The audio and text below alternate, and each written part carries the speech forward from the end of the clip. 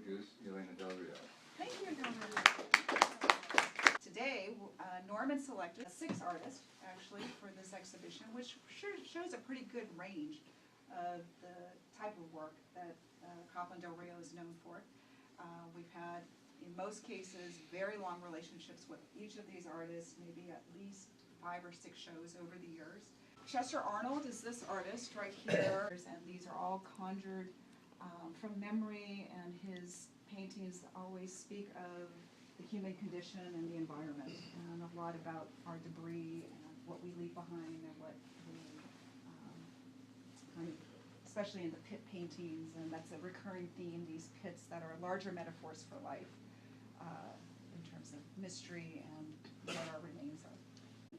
These are charcoal drawings on prepared paper, and the paper is very heavyweight. It's milk carton paper, and he has always used that as a choice of medium.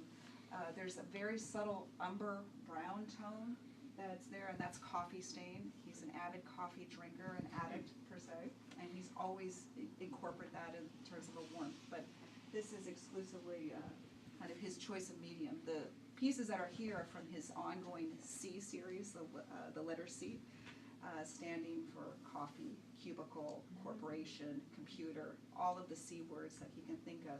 And at one point in his artist career, he was working in a cubicle, and this series, which kind of has this Kafka-esque character of this corporate man in the office is always in the moment of something just about to happen or something just happened. And there's these larger, again, metaphors for life.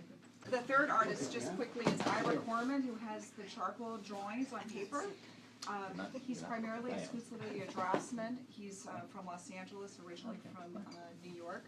And we have, he's mainly known for his figurative paintings, although we have this beautiful industrial landscape which comes out every once in a while when he's so inspired. Well, I have, my paintings are this small landscape. Many of them have gold leaf around them here. I've used the gold leaf to give it a little bit of a sense of history or age, or to refer to things that are precious, refer to art history in a way, and so that we're looking at things that are changing, sometimes just being altered dramatically, and so the format and the gold kind of belies the content in a sense. But the gold is indestructible, but we're seeing all this change in the environment. For instance, one of the pieces here is called Parallel, just parallel roads, different choices that people can make, just to give you some ideas about some of the things that I'm thinking of. And the unfinished ruins, this building that was left started but was incomplete because it was an abandoned construction site. So it's a little difficult to tell if it's actually an old ruin or if it's something that's new that's been left to just kind of crumble. But I would say that for the most part, even though my work has always dealt with the landscape, that I think change, the passage of time, and a sense of impermanence are probably the things that will always be a thread in my paintings. I've always been interested in travel, and so a lot of my work is about traveling around the world and getting inspiration from different places, and often painting on site, sometimes painting back in my studio, especially with larger works, I have to do them back in my studio. But influenced by a lot of the art historical figures, Dutch painters, and also 20th century painters like David Bailin and some of the more abstract handling of paint. And I try to kind of synthesize them together to evoke sort of a feeling of a place, often in direct light, to kind of evoke as opposed to sort of tell people exactly what's going on. Maybe there's a more subtlety in the softness of the light. Always interested in light, and sort of often in between spaces, in between objects, the space over a freeway, or the space of entering a house, or something like not an object, but the in between space, and it's usually solidified in a certain lighting condition that makes me want to paint it, for lack of a better term, and As far as place goes, my wife and I have been going to Italy a lot in the last few years, and so a lot of these paintings you see are based on Tuscany, and sometimes in just a room we're staying in, or sometimes it's in a cloister or a grand palace, and sometimes it's a hillside or nothing.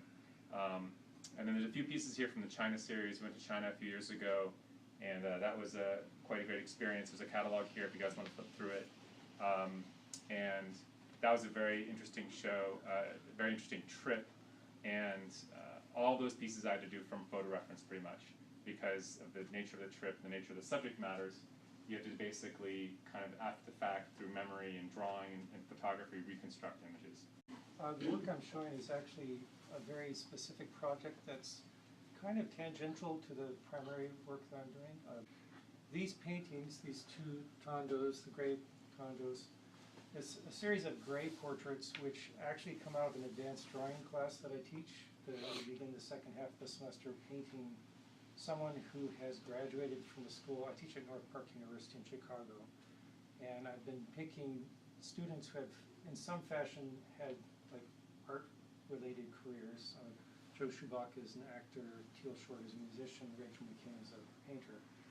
And I bring them in and ask them that they'll model for the class, and so the students are painting them, I'm painting them. My paintings usually take a lot longer. I finish like Teal, the Joe piece is like 3 years in the making. But there was something about making a very reductive palette and sort of honoring these folks who are launching their careers. That was kind of interesting for me. So there's others in progress, but these are the 3 that are finished so far.